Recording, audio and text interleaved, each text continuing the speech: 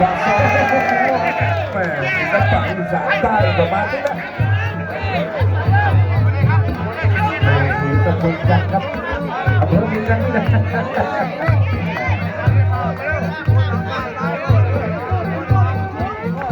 เตะขวามาแต่พยายามจะตัดล่างครับยอดพยัคฆ์รุ่นพี่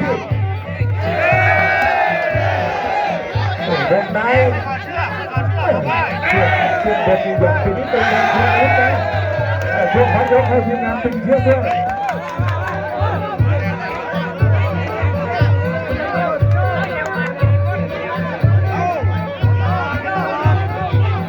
เกิดช่วงสองครับ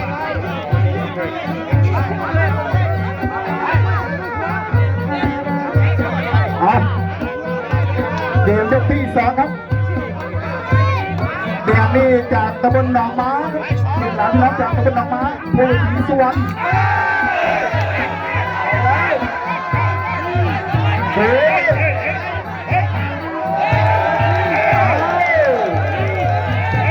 ดูได้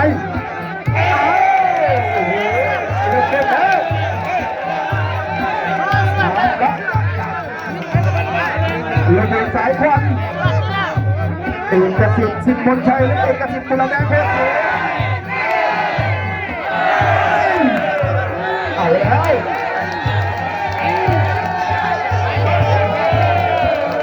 ตัวมวยต้องจับตาดูให้ดีนะครับ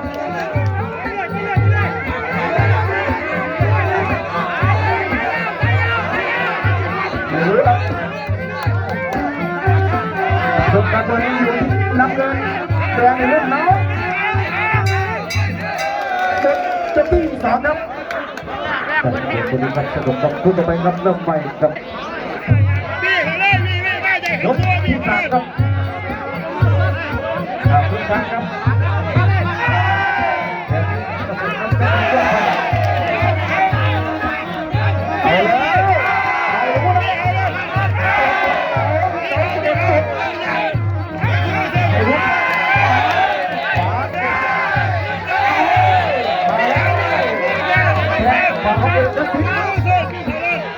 จะเป็นสิบนัดใช่สิบอยู่ละดู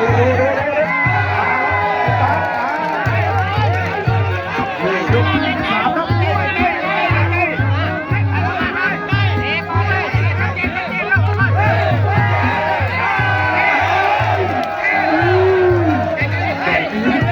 เป็นแรงครับอะไรก็เกิดขึ้นนะครับมันไม่แน่ไม่นอนครับขับมวย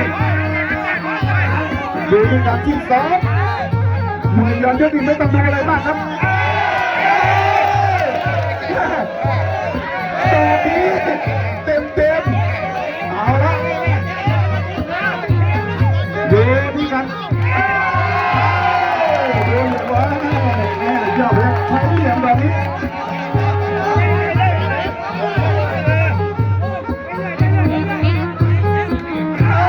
ดิบมาครับมา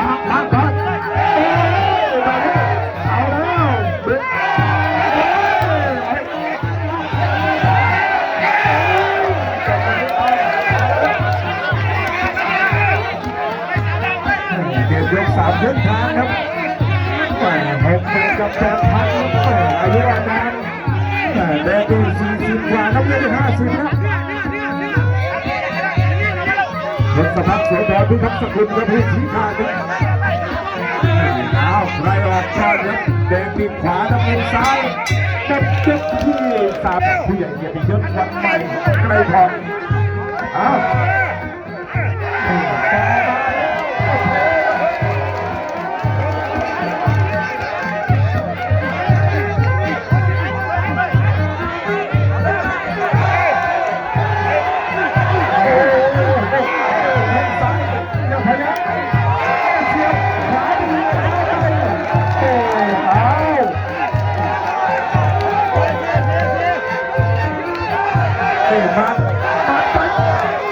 า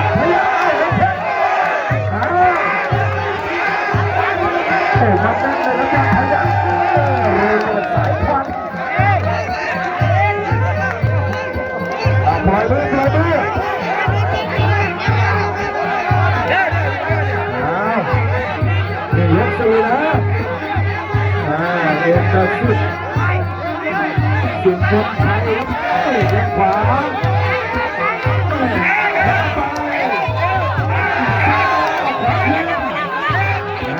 ใครจะเป็น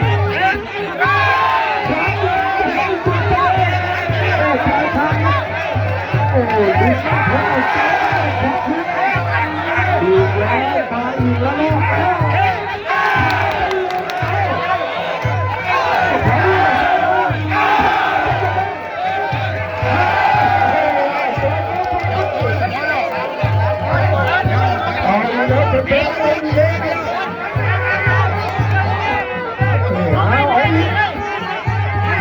เอาให้เสร็จไปดูที่เสียงละครั้ง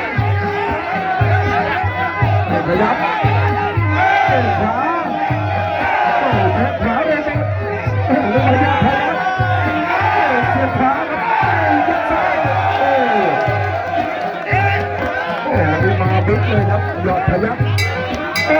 ที่4ครับท่านครับยาเดินยามองยก5ยกสุดท้าย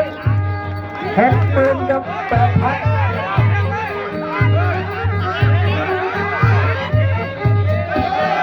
ขวามาเอกสิทธิ์ส่งสัญญาณแข้งขวายอดพยัคฆ์ยักษ์ยิ้มเอาขวาขึ้นมาอย่าชะล่าใจนะ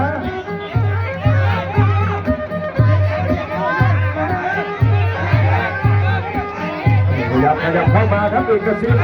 ปัดซ้ายไปเลยยอดพยัคฆ์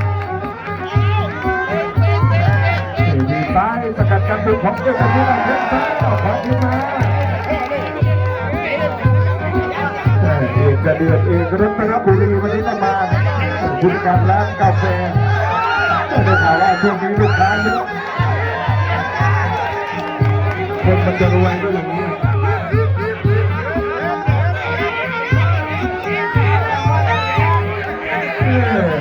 ต้องบอกว่าคู่นี้เก่าเลยครับ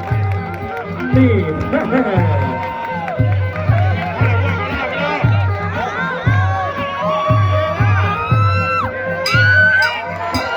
ยกสุดท้ายนี่เป็นภาพที่สวยงามครับ